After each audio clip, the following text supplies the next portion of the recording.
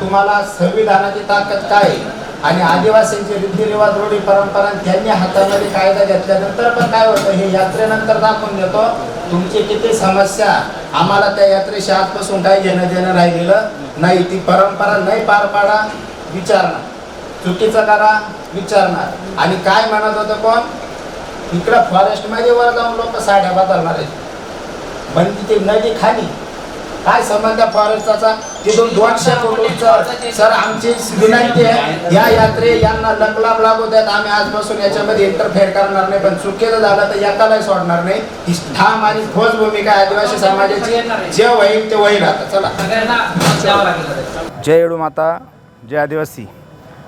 आदिवासी भिल्ल समाजाचं कुळदैवत आई येडूआई जे आपल्या अकोले तालुक्यामध्ये पिंपळदरी या ठिकाणी राखी वन क्षेत्राच्या गट क्रमांक 58मध्ये हे आदिवासी समाजाचं कुलदैवत असून या कुलदैवतेची यात्रा 3 एप्रिल 2026 रोजी थाटामाटात पार पडते.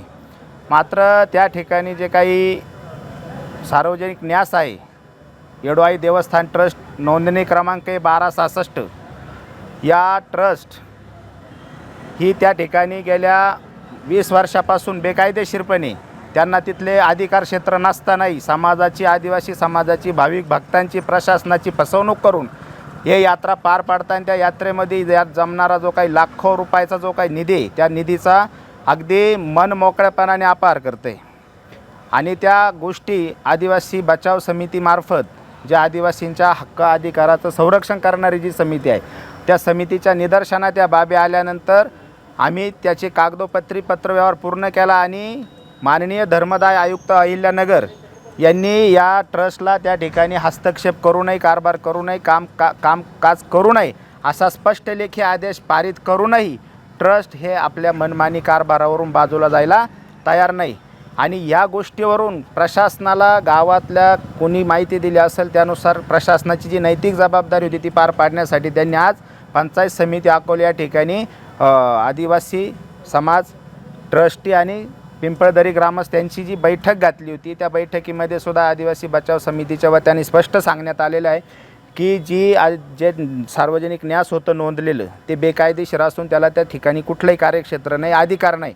तरी त्या ट्रस्टला बाजूला ठेवून पिंपळदरी ग्रामस्थ, पिंपळदरी स्थानिक आणि आदिवासी बचाव समिती यांनी संयुक्तिकपणे कामकाज करावं आणि ती यात्रा पार पाडावी. मात्र ती आडमट भूमिका घेऊनच त्यांनी ती भूमिका शेवट टोकाला नेली आणि त्या बैठकीतून आम्हाला बाहेर पडावं लागलं. कारण तिथं आमच्या हक्क अधिकार रूढी परंपरांचं संरक्षण करण्याला प्रशासनसुद्धा स्वतःला बांधून घेत नाही. याचा आम्ही जाहीर निषेध करतो. आणि जी 3 एप्रिल 2026 रोजी येडूआई या देवस्थान यात्रा जी साजरी होते त्या यात्रेमध्ये आम्ही कुठल्याही परिस्थितीमध्ये त्या लोकांना त्यांच्या रीतिरिवाजानुसार किंवा त्यांच्या धार्मिक पद्धतीनुसार यात्रा साजरी करू देणार नाही. या प्रकरणी आमच्यावरती गुन्हे दाखल झाले, आमच्यावरती कुठलीही कारवाई झाली तरी आम्ही ते कारवाईला सामोरे जायला तयार आहेत. कारण आमची बाजू आज सत्य आहे. आमच्याकडं लेखी स्वरूपाचे आदेश आहेत. आमचे हक्क अधिकारांचं संरक्षण प्रशासन म्हणून कोणी जर करत नसेल तर ते हक्क अधिकार अबाधित ठेवण्यासाठीची लढाई आम्हाला स्वतःहून लढावी लागणार आहे. तरी मी आपल्या वतीने तालुक्यातील तसेच अहिल्यानगर जिल्ह्यातील आणि महाराष्ट्रातील तमाम येडूआई भाविक भक्तांना विनंती करतो की आपलं आदिवासींचं देवस्थान हे चुकीच्या पद्धतीनं चुकीच्या लोकांच्या ताब्यात जाऊन आपल्या रीतिरिवाज परंपरांना छेद केला जातो आहे. त्या जमिनीमध्ये गाडल्या जातात. त्या परंपरा नव्याने आपण त्या रीतिरिवाजाला आपण वाटचाल देण्यासाठी सर्वांनी आदिवासी बचाव समितीसोबत राहावं आणि त्या ठिकाणी बेकायदेशीर काम करणाऱ्या येडूबाई देवस्थान ट्रस्ट हे 1266ला अडवलं पाहिजे अशी मी सर्व भाविक भक्त येडूआईच्या भाविक भक्तांना नम्र विनंती करतो. आणि प्रशासनालाही इशारा देऊन सांगतो की जर आमच्या हक्क अधिकारांचं रूढींचं परंपरांचं जर तुम्ही संरक्षण देणार नसाल तर त्या ठिकाणी उद्या भविष्यात कायदा आणि सुव्यवस्थेचा गंभीर प्रश्न उपस्थित झाला तर त्याची संपूर्ण नैतिक जबाबदारी ही प्रशासन म्हणून स्थानिक प्रशासनाची, जिल्हा प्रशासनाची असणार आहे. याची नोंद घ्यावी. धन्यवाद. बैठकीतून निघून आले मात्र निघताना तुम्ही आक्रमक झाले होते की ती जत्रा तुम्हीच करा आणि तुम्हाला लावली होती, काय झालं होतं? आम्ही प्रशासनाला, ग्रामस्थांना, ट्रस्टींना वारंवार हे सांगण्याचा प्रयत्न करत होतो की आमच्या हक्क अधिकार जे आहेत, आमच्या रूढी परंपरा ज्या आहेत, आमच्या देवता जे, आम्ही अनुसूचित जनजातीच्या आहोत, तर अनुसूचित जनजातीच्या रूढी, रीती, रिवाज, परंपरा ह्या इतरांपेक्षा वेगळ्या आहेत. त्या रीतिरिवाजानुसार यात्रा भरवा, त्याचं प्राधान्यक्रम आदिवासी समाजाला पहिला द्या आणि ती यात्रा तुम्ही गेली 20 वर्षापासून तुमच्या मनमानी पद्धतीने भरवत्या. ह्या वर्षीची यात्रा जर आता ट्रस्टींनाच धर्मदायकतानी बाजूला केला असेल तर ती त्या समुदायाच्या, आम्ही कम्युनिटीचे मेन जे काही कम्युनिटी आहे त्या कम्युनिटीच्या हातामध्ये ती यात्रा द्या. नसेल तर आमच्या हक्क अधिकाराचं संरक्षण करा, रूढी परंपरांचं संरक्षण करा.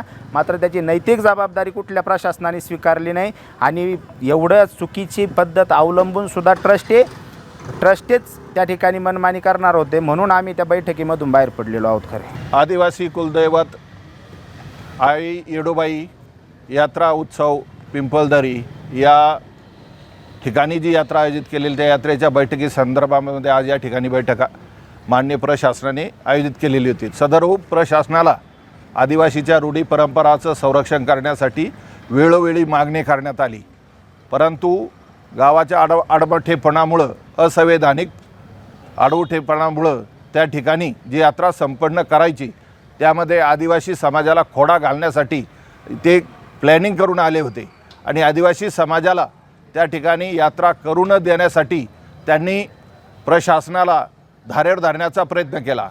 आमच्या ज्या रूढी परंपरा, चालीरीती, प्रकृती पूजन याचं संरक्षण गावकरी, ग्रामस्थ करू शकत नाही आणि ग्रामस्थ हे आदिवासींना सहकार्य न करत आहे ही भूमिका त्या ठिकाणी जाणून घेतल्यामुळं त्या ठिकाणी आम्ही मिटिंगमधून वॉशआउट केला, आम्ही बाहेर आलो. तरी प्रशासनाला आम्ही सांगू इच्छितो की सदर यात्रा ही 1 तारखेपासून तर 4 तारखेपर्यंत होत आहे. त्यामध्ये कुठलाही अनुचित प्रकार घडला, आदिवासीच्या धार्मिक भावना दुखावल्या गेल्या किंवा ग्रामस्थाकडून कुठल्याही प्रकारच्या भावना दुखावल्या गेल्या तर रीतसर पोलीस प्रशासनाकडे केसेस दाखल करण्यात येतील. त्या ठिकाणी भाविकाची होणारी लूट जर नजरेस आली तर संबंधित ट्रस्ट असेल किंवा ग्रामस्थ असेल त्यांच्यावर कायदेशीर कारवाई करू आणि आमच्या आदिवासी हक्क अधिकाराची, रूढी परंपरेचं त्या ठिकाणी आम्ही पुरेपूर संरक्षण करण्यासाठी कटिबद्ध आहोत. त्यासाठी आम्हाला जे पावलं उचलता येईल ते पावलं आम्ही उचलू. साई दृष्टी नेत्रसेवा चष्माघर अकोले शहरातील सर्व अत्याधुनिक सुविधा उपलब्ध असलेले एकमेव अद्ययावत शोरूम म्हणजेच साई दृष्टी नेत्रसेवा चष्माघर.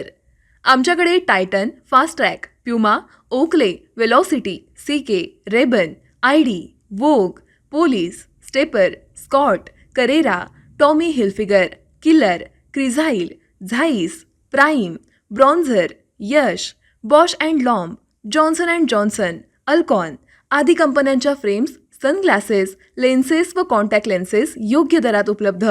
तसेच टायटन कंपनी लेन्सेसचे एकमेव अधिकृत विक्रेते. आता अकोल्यात प्रथमच ऑटो मशीनद्वारे चष्म्याची रोबोटिक फिटिंग. प्रोग्रेसिव्ह चष्म्यासाठी डोळ्यांचे व चष्म्याचे अचूक मोजमाप करण्यासाठी जाईस कंपनीचे सॉफ्टवेअर असलेला ॲपल कंपनीचा टॅब. तज्ज्ञ ऑप्टोमेट्रिस्टकडून कॉम्प्युटरद्वारे डोळ्यांची मोफत तपासणी, डोळ्यांची मायक्रोस्कोपिक तपासणी, काच बिंदूचे अचूक निदान करण्यासाठी डिजिटल टोनोपेनद्वारे डोळ्यांचे इंट्राऑक्युलर प्रेशर मोजणे, पॅकीमीटरद्वारे बुबुळाची जाडी मोजणे, कॉन्टॅक्ट लेन्सेसच्या अचूकतेसाठी कॅरेटोमीटरद्वारे बुबुळाचं मोजमाप करणे आदी अत्याधुनिक सुविधा उपलब्ध असलेले अकोले शहरातील एकमेव चष्माघर. आपल्या अनमोल डोळ्यांच्या समस्येसाठी बिर्ला आय हॉस्पिटल नाशिक यांच्या माध्यमातून तज्ज्ञ डॉक्टर दर गुरुवारी सकाळी 10:30 ते 3:30 पर्यंत साई दृष्टी नेत्रसेवा चष्माघर इथे उपलब्ध राहतील. आमचा पत्ता साई दृष्टी नेत्रसेवा चष्माघर, अकोले बसस्थानकाच्या मागील बाजूस, जय महाराष्ट्र हॉटेलच्या पाठीमागे, अकोले, तालुका अकोले, जिल्हा अहमदनगर. संपर्क 91 36 52 93 93.